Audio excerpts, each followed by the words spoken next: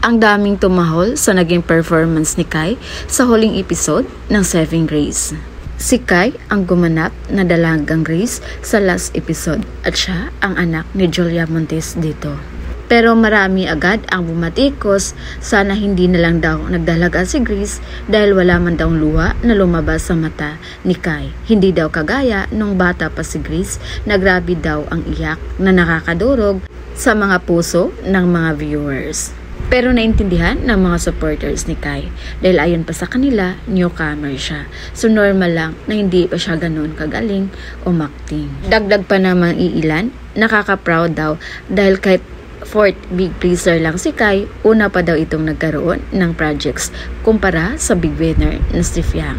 Marami din ang bumatikos dahil mas naunahan pa daw ni Kai si Fiang na magkaroon ng projects na kagaya ng ginawa ni Kai ngayon. At ayon pa nga sa mga bashers ni Fiang, hanggang titulo lang daw si Fiang. Pero ang tunay na sisikat pagdating sa larangan ng ganito ay si Kai dahil napakatalentado daw at napakaganda ng batang to.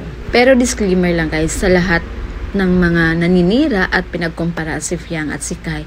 Kung hindi nyo napansin guys, si Kai walang masyadong molsyo or walang masyadong ganap dahil dito siya nakafocus. At si Fiang naman, parang wala pa nga siyang full time sa mga ganyan dahil busy siya sa mga mall show at sa mga guesting niya. Pero parang inuna ng management ni Fiang ang mga mall show para na rin pasalamat sa lahat ng sumuporta ng Pinoy Big Brother Gen 11 at lalong-lalo na pasalamat dahil naging big winner din si Fiang.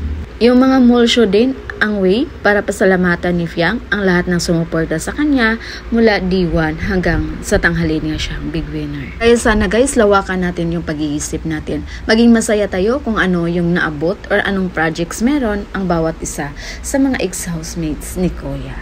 So yun muna yung pa-update natin guys. And again, this is Vinals TV. Thank you for watching. Am I really that much? Look at this.